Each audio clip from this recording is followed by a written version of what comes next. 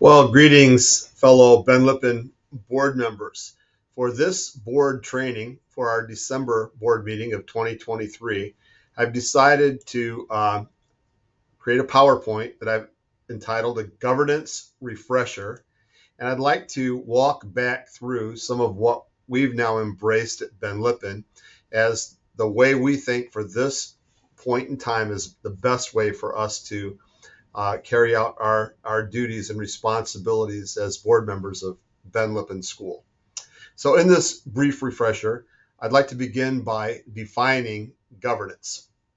Board governance is the exercise of authority, direction, and control of an organization in order to ensure that it remains mission true.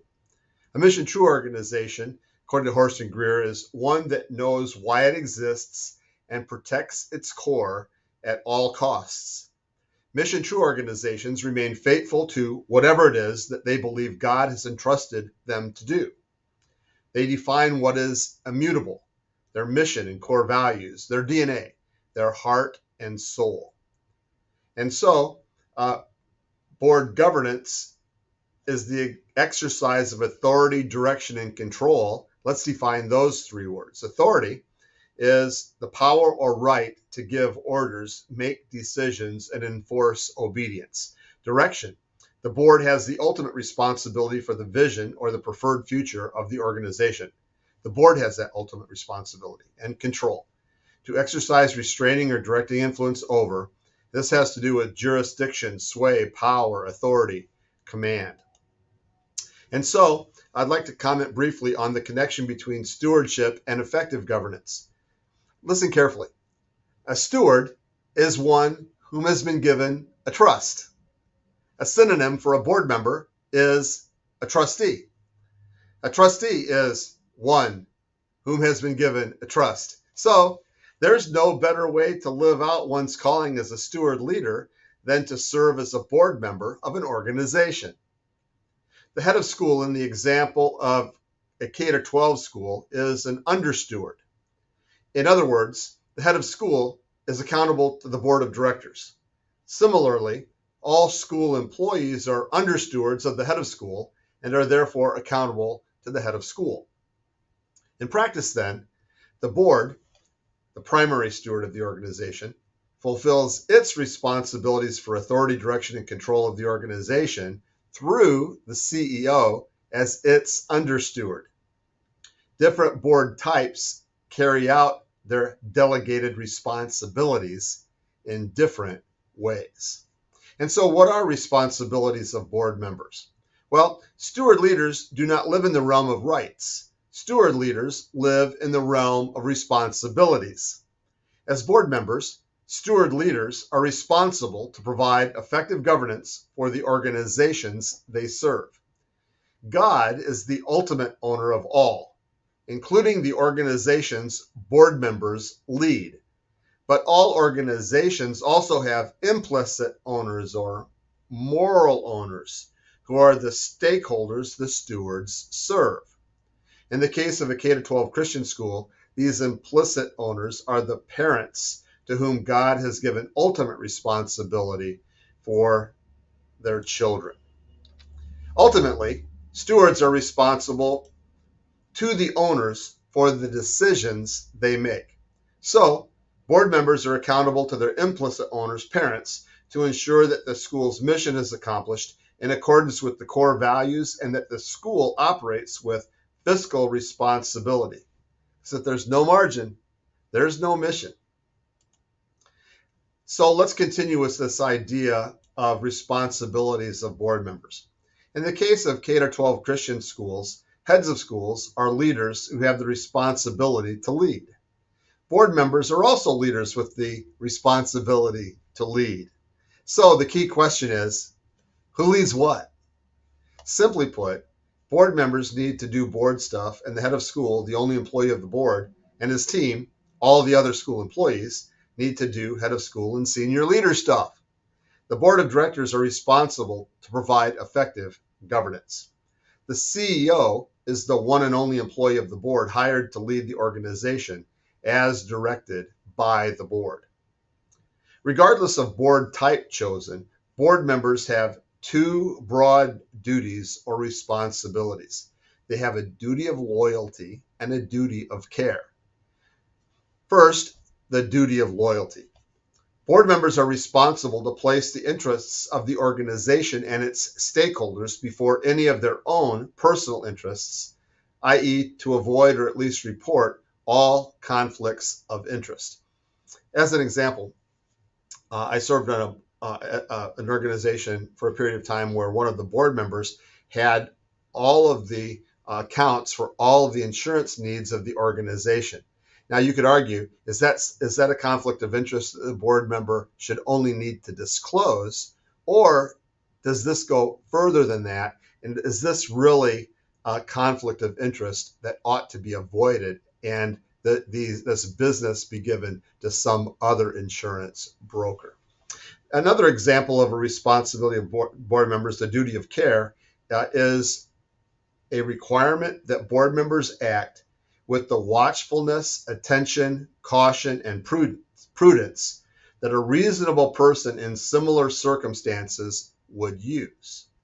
A duty of care means that a board member will not cause harm to another person or to the organization the board member leads. To do otherwise is considered to be negligent. And so, for example, if the board has given as a part of their fiduciary responsibility, they've delegated that to the CFO of the organization, there needs to be careful attention given to accountability for the budget, for the statement of financial position, for the profit and loss statement, and for the cash flow statement, to assure that there's enough cash on hand to pay vendors and employees, to ensure that the problems raised in the audit are properly cared for in the budget, to be sure that the revenue exceeds expenses every year over prolonged periods of time, hence ensuring the financial health of the organization, etc. And so a board does not satisfactorily follow its duty of care if they are so removed from the operations, the financial operations of the organization, if they don't know what's going on. It's ultimately their responsibility from a fiduciary standpoint to be sure that finances are in order and that revenues exceed expenses annually and over larger periods of time. There's a tension between operational and advisory leadership. Here at CIU, one of our beloved presidents, Robertson McQuilkin, often spoke about the responsibility of followers of Christ to remain in the center of biblical tension. Similarly, effective boards remain at the center of organizational tension. McQuilkin wrote further that it's easier to gravitate to an extreme than to remain at the center of tension. Applied to effective governance, the two extremes to be avoided are becoming an operational board and becoming a rubber stamp board. An operational board is a type of board that has gone to the extreme of actually doing the work of managing the organization, including managing its operations and its people. While this may be a necessity for a startup organization, effective boards quickly move away from doing operational work, and they leave that to the head of school, the senior leaders, and their staffs. On the other end of the continuum, a rubber stamp board or an advisory board deals primarily in the realms of advice and connections.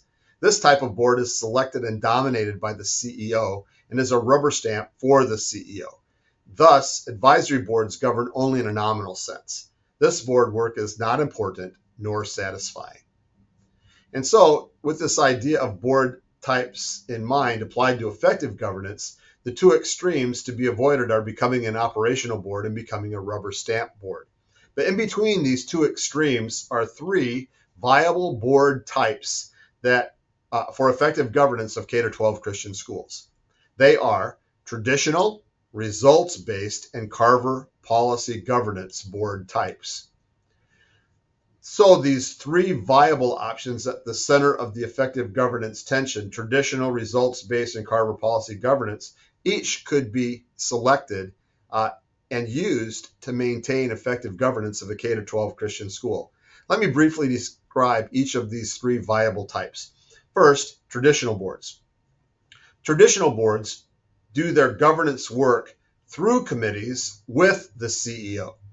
They delegate all management functions to the CEO. Board committees often parallel management functions, such as finance, HR, academics, etc. A downside to traditional governance is a tendency to lead by looking out the rear view mirror. I worked with a board one time where a 2-day board meeting at a resort for hours and hours on end really boiled down to vice presidents meeting with the boards that mirrored their staff function and giving reports looking back through the rearview mirror as to what they had done and what had been accomplished. Well, there's very little visionary leadership to this type of board structure and this type of reporting. And so then the minutes of those meetings would be typed out, and then the full board meeting would simply be the sharing of the board person over that committee, parroting back what the VP had said they had accomplished. And then that was approved in the minutes. And then the board collected all of the minutes into the larger binding of the minutes for the meeting and went home. Very little strategic leadership or generative leadership to that type of traditional board work. In the middle of traditional and Carver policy governance is a results-based board. Results-based boards do their governance work through the CEO with committees. Do you hear the subtle distinction? Instead of through committees with the CEO, results-based boards do their governance work through the CEO with committees. This often will result in a restructuring of committees because functional committees are replaced with more strategic committees like governance, development, and executive committees. Most results-based boards, because of their fiduciary responsibility, do maintain a finance committee, but they wouldn't have, in the case of a K-12 school, an academic committee or a HR committee, etc. The CEO in a results-based board is empowered by the board with a relatively free hand at managing to achieve the objectives established by the board. This is a sweet spot for effective governance. A downside to this model of governance is that the organization must be led by a strong and competent CEO for this model to be effective. And finally, the third viable way of providing effective governance as leadership to K-12 Christian schools is by utilizing the Carver policy governance model. In this model, boards govern exclusively through policies that establish and define organizational ends. The CEO is free to determine the means to accomplish the ends in accordance with specific limitations that define the board-CEO relationship and management practices. This board type can leave board member contributions by way of cues, frames, and retrospective thinking on the table. And so, a governance sweet spot for effective governance is to embrace a results-based model while utilizing the three modes of governance as leadership defined by Chait, Ryan, and Taylor. The three modes, all used concurrently in this trimodal governance as leadership model, as defined by Chait, Ryan, and Taylor, are the fiduciary, strategic, and generative modes. The boards that perform at the highest level are those that have incorporated the principles of governance as leadership because they raise and discuss critical questions that require critical thinking. And so first, the fiduciary mode. Fiduciary leadership is where the board is concerned with stewardship of tangible assets. Fiduciary questions would be questions such as, what is the opportunity cost? As opposed to how much does this cost? Or what can we learn from this audit? Does this budget reflect our priorities? Should we move resources from one program to another? How will this program advance our mission? Is this ethical? What is our case for raising this money? How will gifts advance our mission? Does this donor expect too much control with this gift? And finally, are we treating staff fairly and respectfully? In the strategic mode, strategic leadership involves board members as partners with the CEO and his or her senior leadership team to create a strategic partnership where the board thinks strategically about the plan the CEO and his team create and follow. Strategic questions would be ones like, what is our current business model? Is it viable? What are our new unexplored markets? What could be? Do we understand the past and how our past should inform our future? What is our customers' value proposition? What is the most important work the board must organize to do? How can we best support our head of school to achieve the initiatives in our strategic plan?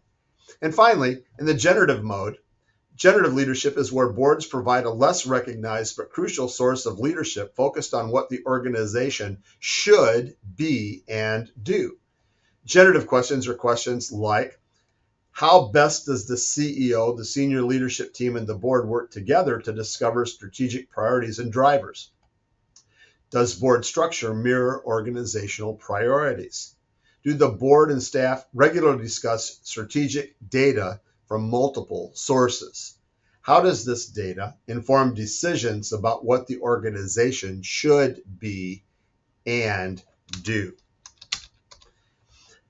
And so, with generative thinking, boards choose and use cues and frames. We look at some cues and filter out others. So what perspectives can board members and staff offer as they look differently at relevant data? We can choose and use frames. All senior leaders and board members have different frames of reference. For example, an attorney offers a legal perspective or frame, a banker a financial frame, a ministry leader a spiritual frame, etc. The key is to view all relevant data through different frames. And finally, in the generative mode, board members think retrospectively. Thinking about the past is important to collective sense-making about the future. The CEO and board need to work collaboratively to create a shared vision for the future of the organization they lead. And so in conclusion, as stewards of Ben Lippen School, board members are to seek the will of the ultimate owner, God, for all he has so graciously entrusted to their care. We're to seek the will of the moral or implicit owners, the Ben Lippen School parents, for the education of their children, who they have entrusted to the care of the BLS head of school, teachers, coaches, and others. And finally, we need to embrace the results-based board type coupled with the principles of trimodal governance as leadership to provide effective governance to Ben Lippen School. This will result in less micromanagement and more macro governance. A higher level of board engagement, board members prepared for board meetings and able to think at a high level, resulting in more value-added results and brain power of board members tapped, and a heightened sense of meaning derived from board leadership. And finally, engaging the collective minds of everyone around the board table should lead to better deliberation and better decisions.